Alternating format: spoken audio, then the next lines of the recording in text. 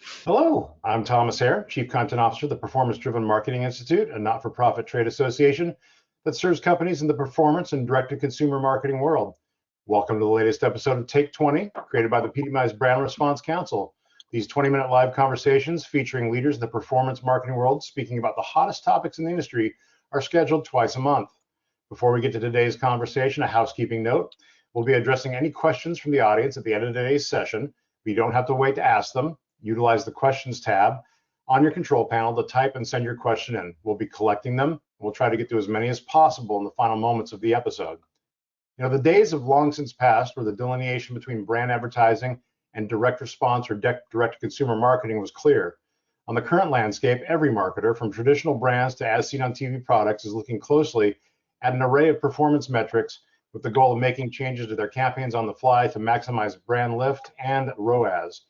But what does that environment mean, especially for media buyers and sellers whose models have shifted and continue to do so? Today, we welcome these members of the PDMI's Brand Response Council for a thought leadership conversation on what it all means and what the future may hold. Take 20 host and PDMI Brand Response Council Chair, Chris Foster of Modern Postcard, is joined by Jack Barrett of Urban Legend Productions, Alex Dinsmore of Script to Screen, Megan Glenn of Flowcode, Paul Mosenson of New Spark Consulting, and Mike Wilmot of Conductor Productions. Welcome all. Take it away. Great. Thank you so much, Thomas, and welcome in everybody. I'm so glad we're here to talk about this. And like Thomas mentioned, the Wayback Machine, there were these different kinds of marketing, right? Brand might have been about creating impressions, emotions, and kind of a definitive position in the marketplace and hearts and minds, while direct response was maybe about getting calls and leads and sales and performance, right? But we're not in that Wayback Machine anymore. Instead, we're in a marketing world where brand and response go hand in hand. Pause ads have flow codes, which are direct response elements. Direct response 60-second spots have website URLs, and there's also now Facebook, TikTok, and Instagram that have emotional, deep movie-related kind of content, but also a shopping action too. So the question is, isn't all marketing, even the most esoteric brand message, in some way designed to deliver some kind of direct response? Paul was mentioning at the pre-show, even the Geico ad, isn't there some direct response element in that Geico ad to go to geico.com or progressive.com, even though it's kind of a quote unquote brandy message? So how does this define or redefine direct response? So do we label something like direct response or brand, or at the end of the day, does it really matter?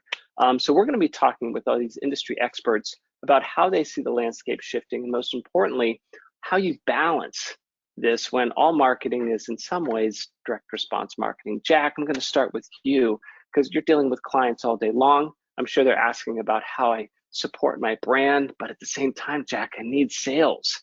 So what kind of balance do you recommend? Well, we think that there is a kind of an easy balance to achieve, which is brand response. And we don't think, we feel pretty strongly, since we're a brand response agency, we don't have to give up one to get the other. So what we try to do is use proven brand response strategies and then wrap them around a brand sensibility. So I think what that kind of means and it's generally something that most clients are really in for. They love the idea of it. And the way we kind of balance those two is to make sure that we're telling maybe a story that has a tangible human experience, and that builds up, and we're using cinema quality cameras, and our production approach and post-production approach has a very brand sensibility to it, and that gives a lot of integrity, brand integrity to it. But then we wrap those around response style strategies. So we make sure within that messaging, people know what the service or product is, where to get it, and why they need it. All of those, not necessarily in that order, but those things. And so I think our job isn't so much selling that idea, it's keeping to that idea. So easy as we're building a production to start strong with response, but when we start getting excited about the project and we start building storyboards and looking at scripts, all of a sudden it's really quick to move away from and become a very branded campaign, without. So we have to make sure in 30 seconds or 60 seconds, or whatever link we're working in, we still have those pillars in there of response that sort of hold the spot up. So that I think is a challenge. People love the idea of having some performance and love the idea of building brand integrity. And the challenge for us is all the way through that process, how do we hold on to both of those without letting go of either of them? I really like the idea of holding on to both of them. I was telling Megan, I was watching my EPL on Peacock, and they have these things called pause ads. I know you know the pause ads, but my wife was like, "What's this ad? You're just pausing it to get a cup of coffee." And of course, on the ad is a big brand message, but on that brand message is a big flow code, right? So Megan, I know that flow code is turning any brand message into a direct response opportunity. So how are you seeing marketers changing how they think about these big brand messages? Yeah, absolutely. Well, I mean, it really does boil down to the idea that, when you have a tech like ours, we're very spoiled in the fact that we're truly omni-channel, right? So we basically make every single impression, whether it's in-home or out of home, interactive. And so what we see is, the definition of performance versus brands, obviously kind of merging there to what we like to call brandformance. And what we see too is that sometimes the definition of performance is changing a little bit, right? So you see a lot of these lower funnel activations where it's very similar to the old way of doing things. It's scan to purchase, scan to call, scan to visit a website. We're all very familiar with those calls to action, but it's really compelling to see the storytelling and the elements that we've traditionally reserved for these big brand plays actually being integrated even into smaller situations or more like fleeting situations. An example of this, for example, would be using out of home to deliver some kind of compelling offer or piece of creative, and using the flow code as the conduit to which somebody can actually access that offer or the rest of the creative. So where the traditional kind of versions of performance have always been super clear cut of like conversion, dollar amount, this makes a lot of sense, it all kind of aligns to this traditional behavior. But now we're seeing yes, and like, yes, we want the sales. Yes, we want the impression delivery. Yes, we want the proof of performance, but I also want extended engagement with my content. I also want, site lift. I also want people to actually be able to take this offer or this information with them on the go. So it's really interesting because I think it puts a lot of the emphasis back on the storytelling side, but also kind of gives you a lot of flexibility of how you maximize the value of that storytelling, right? So why would you just tell a story? You can get somebody to really take action when so compelled. I really like that idea because the brand message could be there and the only action in the metric is how many YouTube videos did I get, views did I get of my video, right? And the only action of the brand message is go see the rest of the story here. I'm not asking you to buy, I'm asking you to watch my brand message, right? I'm asking you to watch my video. I like that. And I guess, Alex, I'm sure this is coming up in your conversations, right? When you develop those scripts or storyboard elements, like Jack was talking about, like he was talking about covering the direct response, covering the stories, covering the brand. How do you inform and organize that and talk to clients so that they believe in what you're doing? Yeah, again, for us, this idea that brand and selling are two different things for years. I mean, decades now, our perspective is they're one and the same. They're not mutually exclusive. So, and I think it depends on the client who we're working with. We have some very large brand clients that are very particular about they've got their brand book, and it's like you can use this word but not that word, and so you have to we have to understand that, but sometimes we have to push them internally to kind of let go of some of those things and allow us to have the call to action and or allow us to push things a little bit. So a lot of times the challenges we have are internally with the clients, like you said, when we've got to go through and we've got to get them to feel comfortable with what we're doing. The end product, we show them our work and they feel comfortable with the end product. They see how it can work out. So it's not a bad looking ad. It's all got brand production values. But we do have to build that into the scripting and the storyboarding, and so we are, as Jack said, making them feel comfortable with what we're doing, but we do have to really show them how it's gonna work out, and it's gonna be okay. And to Megan's point about having the different actions, we have to deal with a shorter period of time of like with streaming now, we only have 30 seconds, a max of 30 seconds. And in direct response, there's historically there's been longer formats. The more you tell, the more you sell, and we don't have that time frame anymore. I mean, we still do, right. But these new frontiers are, how do you get response in a shorter period of time? So a lot of times it is driving them to another destination and then giving them more of the story. And of course, that's where the brand message can play out. And so, it's, we don't have to worry about, a lot of these consumer staples, that people are saying, that's always going to be a brand message, because they want to be present when someone is, buying at the store. But if anything has a unique selling proposition, or it's different in the market and it needs that sort of differentiation, that's where, we can really drive home or combine that response and the brand side of things. So I'm not sure if I answered your question exactly. No, you did perfectly, and I love it. The quote, you have to reassure your clients that it's going to be okay. I remember this one Mad Men episode. So I don't know if anyone had seen Mad Men. It was on AMC, and brilliant show about 1950s, 1960s advertising agency in Madison Avenue. And this guy's talking to the folks at Heineken, and he says, "Man, it's a lot of money. I hope this campaign works." And he goes, "We'll never know." And then the guy from Heineken started to freak out, and Don Draper, the ad exec, he's like, "It's going to be okay. It's going to be okay." So I love it, Alex. You're still kind of telling clients that it's going to be okay. And I guess, Mike, I'll pass on to you. You've been in the industry for a while, right? From social marketing to client relationships, you've always had to tell clients it's going to be okay. How are you seeing their shift in thinking and being aware and open to this concept that all marketing is direct response? 100%, and I'm, I think I'm going to echo what everyone has said, particularly Alex and Jack, because Conductor is in a similar space to them. But personally, before joining Conductor last spring, most of my career has been in the sort of big agency world, in client service, and not too far removed from what you saw on Mad Men. I worked on a couple of car accounts back in the late 90s, where you talk about a sharp division between brand and essentially dealer advertising, which is direct response. I mean, that's exactly what it was.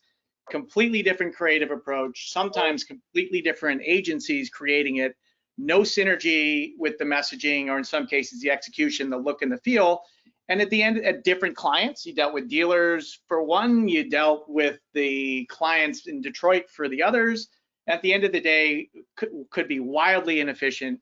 And in terms of their spend and their performance, if it was even measured, a lot of the brand work had absolutely no metrics against it beyond getting some type of creative award or recognition in the industry. So it's interesting how things have evolved, and I completely agree with how everyone's talked about brand and performance being one and the same. We try not to even use the word direct response unless we need it to describe what we're talking about, but our clients are all over the place. We still work with some agencies, we work direct to client, or we work with in-house agencies at clients who all have different perspectives. Some still are old school and think there's two tracks and we can do this, and maybe the AOR agency does that, and we're happy to plug and play as they let us in. We feel like we get in the foot in the door.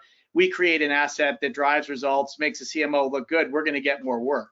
And at the end of the day, I think, the way we approach, anything that we create is one, getting super clear on what the KPIs are. And that includes for the brand too, not just in terms of the product or the offer or the sale. It's knowing your audience or their audience really well, which includes getting super intimate with the media plan, the channel strategy. And we don't do that. We're generally working with partners or in-house resources. And then we can then ideate, craft, and I agree, storytelling is at the center of any asset you create, and a good idea, like a good idea or storytelling is so key to it. And producing it, with great production and post, and then obviously optimizing it. Understanding that if there is something you're trying to test in the message or in the offer or in the plan, you're prepared to, one, pivot when you need to, and two, if that means creating new assets overnight with a tweaked offer or a different cut or a different length, we're prepared to do that. So that's sort of, how. But again, talking about Mad Men, I worked at a couple of big agencies where it really was, minus the drinking and the sexism, it was pretty close to that. I was going to ask you about the drinking, right? After work. One of my favorite parts about the episode would be a 10:30 meeting, and they'd be like, "Hey, do you guys want to drink?" Right. I don't think that happens. I don't think that happens anymore. I know, Paul, you're home, so we don't know if that does happen, but I'm not even going to ask. But I do know that as he was talking about this idea, they don't even use the phrase direct response. I love that, Alex, because that's just. Or Mike said that. That's just marketing, right? Just direct response just happens to be marketing. So Paul, you handle media buying, TV, out of home. You also do funnels and calls and texts and really hard response channels. Do you even talk about direct response, or just talk about it all as being marketing? It is all marketing, right? Because that's the way the business is since the internet started, right? Back with the 60s with Al Gore, right? No, I'm not sure. But anyway, but the point of the matter is digital has made it, easier for people to do an action, right? And that's where, again, we talk about direct response here, but, I don't preach to the choir about, everything we do in like digital marketing is supposed to attract a click.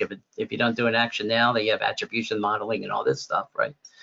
Which we talked about that in the past. But direct response is still, it depends on how you define it, right? Because it's more of a TV thing, as we know. And that's always been that way. I used to buy for the Psychic Friends Network years ago. I wrote that note down, if anybody remembers that at all. But that was a category. You had long form, the half-hour commercials in the middle of the night, and then the during the day when there's inventory, and that still exists. You still talk about direct response when it comes to it's a television term, really. So you talk about the actual phrase direct response. It's still a television message, right? Direct DRTV, all these things.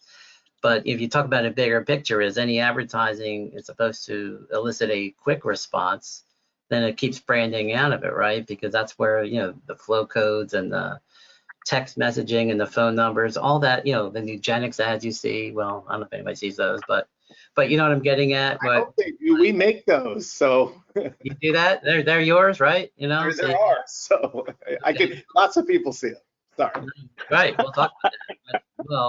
But you know what I'm getting at. They're throwing, different, you probably have different tracking mechanisms based on where they're buying, right? And so they can track the results, because how many people ask, like, should we do OTT or should we do cable TV? Well, most agencies are like, I don't know, like target the audience, hope you got sales.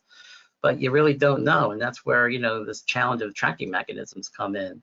But that's a whole nother story. But, if a website has a web form, that some kind of call to action, that's what websites are, right? Unless you're doing branding. I wouldn't say hospitals are direct response, right? Nobody goes and says, how did we do with cancer this week? Did we get sales? Nobody does that, right? But I would argue, though, that with the websites, even if there isn't a form, at websites, there's chat. At websites now, there's direct mail retargeting, there's email remarketing, there is digital display retargeting. So the website conduit, even if there isn't necessarily a contact or something on there that the user engages with, there are other mechanisms that I would argue are direct response mechanisms through digital channels that follow that user wherever they go. So I think, Paul, to your point of, direct response might have been television, yes, and now it's expand to other channels, if not all channels. I can kind of, wrap it up and summarize before we get to questions. That is all marketing direct response marketing? I would have to argue in some ways, yeah. In some ways, yeah. I think that even the big brand messages at some place, some CMO is saying, well, this is a great ad and I love it. What's it going to do for us? How is it actually going to work? Because attribution now is such a ubiquitous and natural ask from any CFO or any CMO, that at some point you have to tie something to the impression that you're given. Well, I think. let me just say this real quick to finish the subject is, what is the message, right? Is it, we have an offer, you need to buy it now or engage now, right? That's direct response versus Geico we talked about is buy when you're ready. We don't have a deal for you, but whenever you're ready, buy now, right? So it's different versus you need to buy now because we have a deal and you may not have it next month, right? That's more direct, another way to show direct response. Geico is, they advertise, I'm just using an example, because whenever I need insurance, I don't need it now, I don't need it next month, but if I do need it, I'll remember it, right? Versus, other campaigns, I mean, not, you need to do it now because if you're on the edge, now's the time to do it. Right. Something to think about. So we've got, it's 11:25 right now. We're kind of going into the Q&A time. Thomas, do we have folks that are questioning in? Yeah, we got a couple here. Okay. First one came in. I'm going to flip it around. Most advertisers may prefer immediate sales of proof of performance more over brand equity. So shouldn't it really be performance first with brand wrapped around it rather than vice versa? That's open to anyone. I don't think they're mutually exclusive. I mean, I think the way you look at consumer behavior now, even with super young, super mobile forward demographics, they may have higher rates of impulse purchasing, but they also have really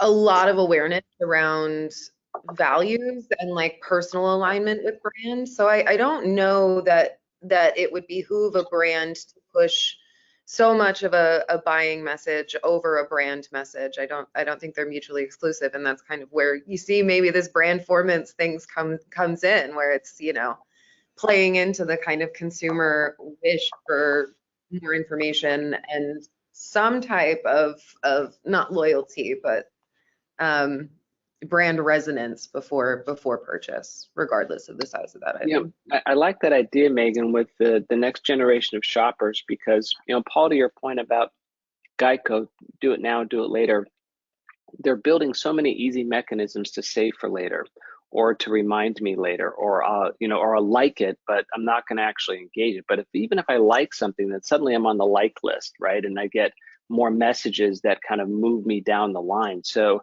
I think that the idea of brand formance, especially for Gen Z shoppers, who are the most savvy shoppers in the history of the world, and they know when they're being marketed to, and they know where they're being branded or driven to a response to make an action at the moment.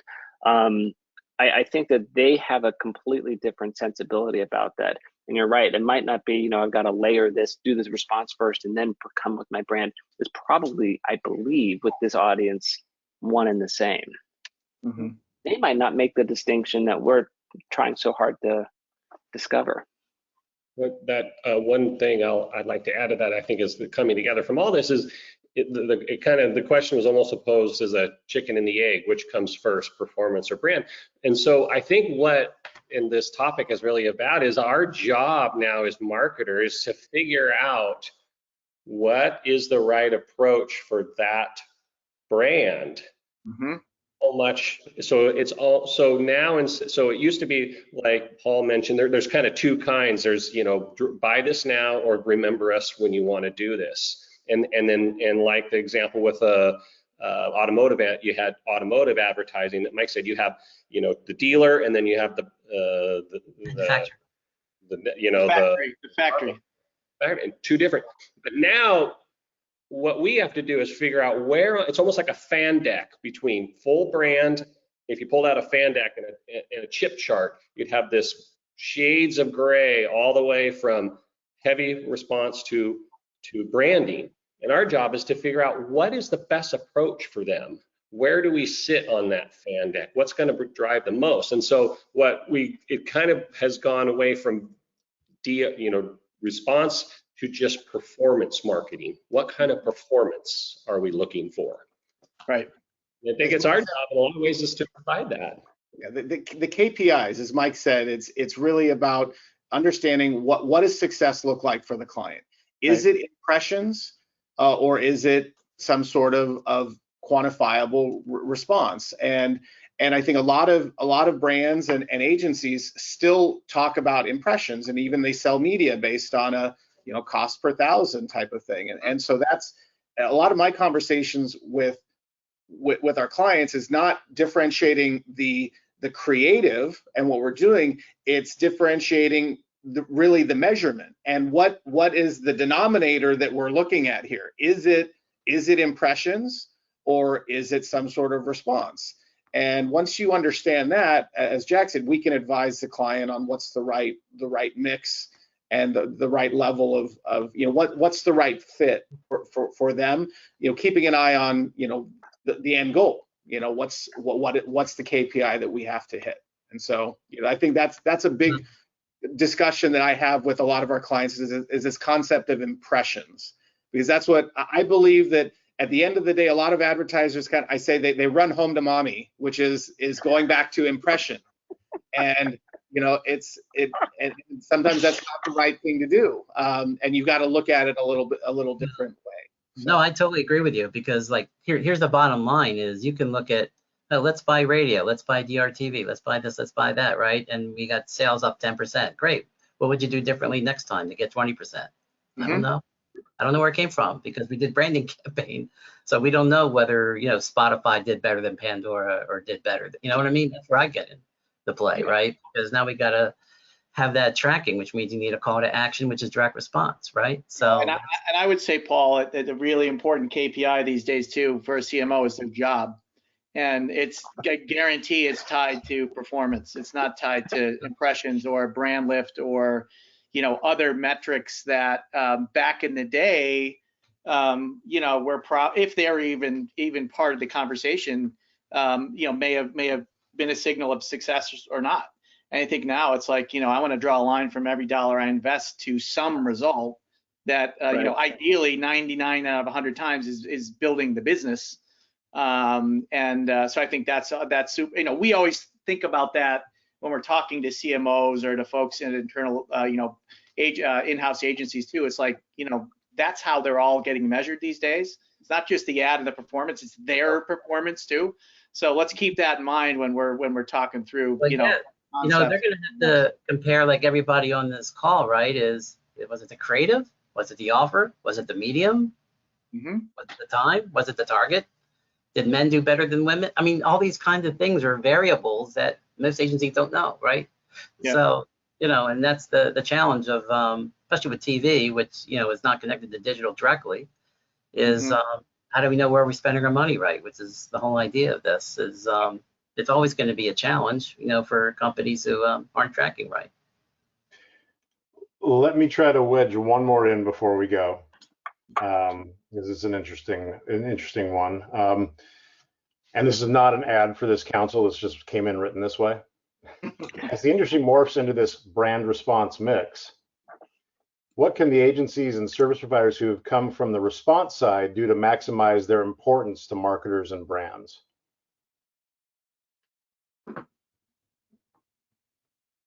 Say that again. I guess it's like the point of it is, what can the folks who have been servicing from the performance and response side do to make sure they don't lose their business to people who want to run home to daddy or mommy, like Alex said, and go to their big brand agency? I think that's more of an executional question, and I think it's being able to. And I think, it can be spun as a point of strength coming that way versus the other, because know how to drive results. And now, you're taking steps, whether it be through your approach to creative or production or media, to, get a little bit more focused on the storytelling and the sort of idea that you're wrapping it in. And I think once you get there and you have assets that you can show and point to, connected to to great results, I think CMOs would tend to gravitate towards them, because they know the more technical side of the equation and clearly have solved the creative side of it enough to the point that they're overshadowing an agency coming from the other direction, if that makes sense, from brand towards DR. It's a really good question. Mike, I think you bring up the point is what's the hardest lift, right? Is it a harder lift to understand true performance techniques, or is it a harder lift to move towards storytelling and branding, and kind of pull some of that in? I don't know, but I think that it depends on the creative people you're talking to, and if the people are out of a more traditional big agency, big budget background, it's almost an impossible equation to solve. I think right. the more new generation of creatives, and I'm sure you guys can all chime in on this, I think recognize that they understand how to maximize, the use of performance and performance language in great ideas and great execution, and that's why they succeed. Well, here's a big thing. You talk about CMOs and everything, and you talk about branding, and we're talking about brand lift studies as a result, as compared to view conversions from TikTok, for example, right? That now you have like an assisted conversion that leads to a deal on a website. But if you're doing branding, then it's like the brand lift study. So again, these are all kind of like meshed concepts nowadays, but they all exist. And again, it goes back to the beginning of your strategy and what your goals are with a client. Do they, all those kinds of things. The one thing then, I guess maybe to answer, I'm sorry, Nate, go ahead. No, I'll go really quick, Chris. The one thing that I was going to say at that point, it's important that agencies, even in more traditional spaces, aren't afraid to innovate, because what we see too is that it is so de-siloed now that like everything touches everything. Everything is about driving action, and when it's an entire mosaic of messaging that a consumer is faced with every day, it's important for agencies to be able to think across all of those channels, and lean into new tech, new ideas, and maybe get away from some of those old tried and true methods. There's an 800 number still 100% serves a place, but are there other opportunities that maybe make you more nimble and give you more insight across the entire ecosystem you're playing in? I think from what I'm understanding from a lot of our brand partners, it's really that's the big ask, even in some more traditional spaces. What is the innovation plan? How do we amp this up even more? So it also depends on the size in your budgets, but go ahead. No, that's a great answer, Megan, because you could argue that, gosh, if you're an agency dealing primarily with big storytelling ideas, learn some response and performance techniques. If you're really in the heart of direct responsive performance, learn some storytelling structure, right? Learn how to do that, right? And like to your point, to kind of take down the walls between those silos. Mm-hmm. What I would say to that, Chris, though, if you're a client and you want that and you're going to your agency, it's like, hey guys, why don't you go learn how to do some of this? Do you want them to learn on your dime? Or that's no. selling proposition of because we've been doing it. We all have PhDs in response. And so when we spent our own money and we have years of experience. So I think and we talked about this on a previous Take 20 is the shift from growth at all costs to a profit mindset. And I think that's what CMOs are really are dealing with now. The current economy is that it's not, they can't just spend money and acquire customers at some crazy cost just to tell their investors that we got them. They have to show a profit at the end of the day, and that's really where we're focused on as an industry.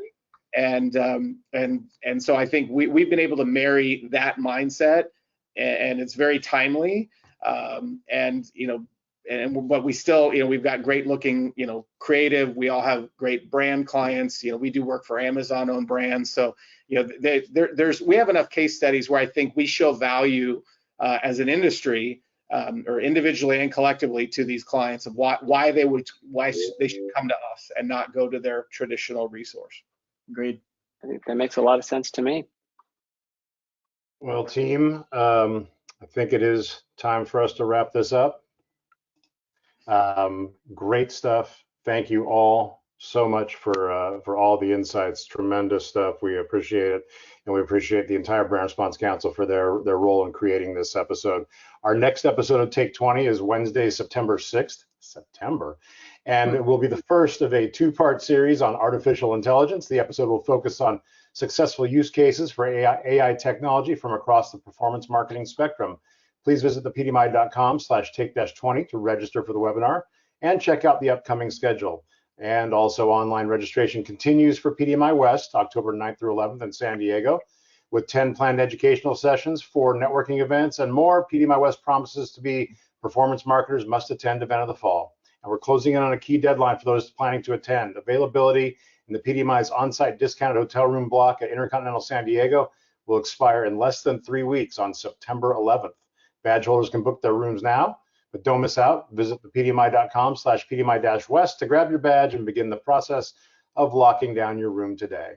Thanks again for checking out this episode of Take 20. Be well. We'll see you soon. Bye-bye. Thank you. Bye-bye.